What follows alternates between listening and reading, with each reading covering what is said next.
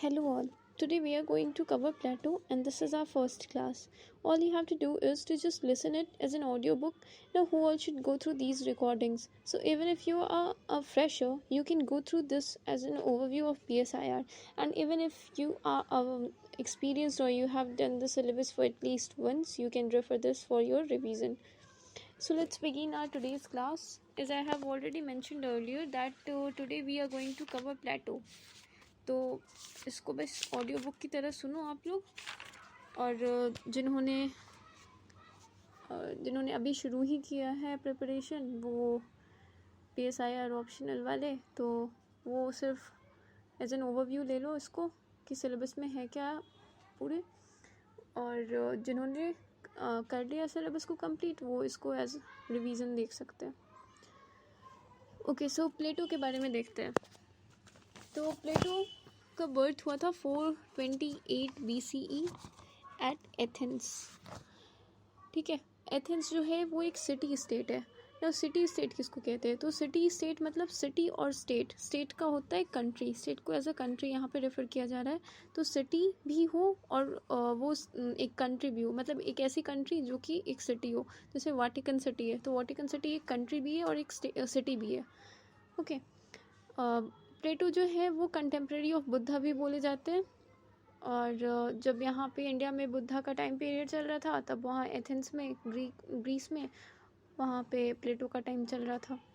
प्लेटो का childhood name है Aristotle's, और इनके कुछ थेरीज़ हैं. तो इनके जो थेरीज़ हैं वो इनके बुक्स में मेंशन्ड है, और इनके 3 बुक्स हैं, the Republic, the Laws and the statesman.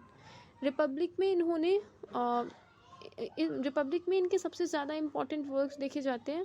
Constitutional work of ideal state, rule of philosopher king, ये सब कुछ इन्होंने रिपब्लिक में मेंशन किया है. और रिपब्लिक को बुक ऑफ यंग प्लेटो भी बोलते हैं, क्योंकि जब प्लेटो यंग एज में थे तब उनकी जो एक्सपीरियंसेस थे उसके अकॉर्डिंग उन्होंने सारी चीज़ें द रिपब्लिक नाम की किताब में लिखा. और जब वो थोड़े मैच्योर हो गए, जब वो एक्सपीरियंसड हो गए, बाकी दुनिया को देखा उन्होंने, तो उनके व्यूज़ थोड़े चेंज हुए और फिर उन्होंने द लॉज लिखा. द लॉज नाम करके एक और बुक लिखा.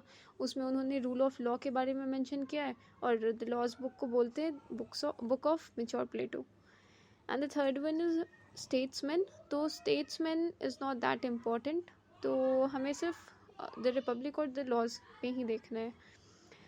Again we will look on to the influences कि प्लेटो पर किन किन लोगों के इन्फ्लुएंसेस थे. तो सबसे पहले तो सोक्रेटिस ही आते हैं, क्योंकि सोक्रेटिस प्लेटो के मेंटर थे, और उनकी काफ़ी सारे इन्फ्लुएंसेस प्लेटो के लाइफ में देखे जाते हैं. As for example theory of knowledge Socrates ने दी हुई थी, और उसका इन्फ्लुएंस देखा जाता है प्लेटो की थ्योरी ऑफ आइडिया पे. फिर सोक्रेटिस ने बोला था एलेंचस को ही वो डायलेक्टिक्स बोलते हैं. तो प्लेटो ने एलेंचस को टर्म दिया dialectics. Okay, so elenchus is nothing but that logical reasoning. So dialectics और एलेंचस इज सेम, बस टर्म डिफरेंट कर दिया इन्होंने, प्लेटो ने, और उसे एलेंचस को डायलेक्टिक्स बोल दिया. फिर है पाइथागोरस में ट्राइपैटाइट मैन के बारे में बोला गया है. पाइथागोरस ने ट्राइपैटाइट मैन की थ्योरी दी है. उसमें बताया है कि मैन का कॉम्पोजिशन 3 चीज़ों से बनता है, मतलब एपेटाइट, रीज़न और करेज. ये 3 चीज़ें मिला के मैन को बनाती हैं. और प्लेटो का इन्फ्लुएंस, मतलब ये थ्योरी ट्राइपैटाइट मैन का जो इन्फ्लुएंस है वो प्लेटो की थ्योरी ऑफ सोल पे देखा जाता है.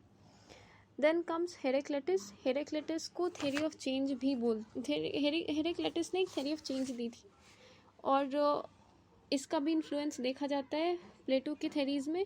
और परमेनिडिस ने कॉन्सेप्ट ऑफ परमानेंस दिया है. तो ये अगेंस्ट कॉन्सेप्ट ऑफ परमानेंस थे, मतलब